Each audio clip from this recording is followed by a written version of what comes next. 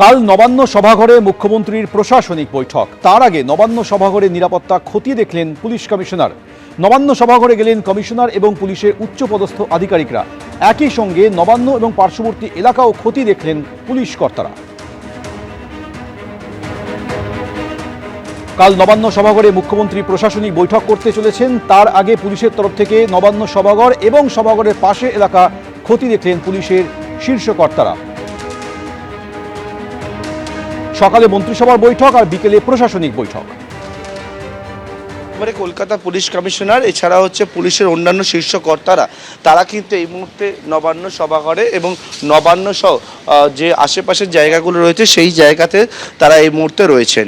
এবং মূলত হচ্ছে মুখ্যমন্ত্রী শুভেন্দু অধিকারী তিনি কালকে নবান্ন সভাঘরে পুলিশের শীর্ষ কর্তা যেমন কলকাতার পুলিশ কমিশনার, ডিজিপি এছাড়া হচ্ছে সমস্ত এসপিদের নিয়ে কিন্তু একটা প্রশাসনিক প্রথম বৈঠক করবেন। এবং সেই বৈঠকে যেহেতু শুভেন্দু অধিকারী তিনি আসবেন, মুখ্যমন্ত্রী শুভেন্দু অধিকারী, এবং তার জন্য মুখ্যমন্ত্রীর এই প্রথম যে প্রশাসনিক বৈঠক হবে সেই বৈঠকটাই হচ্ছে একেবারে পুলিশ প্রশাসনকে নিয়ে হবে।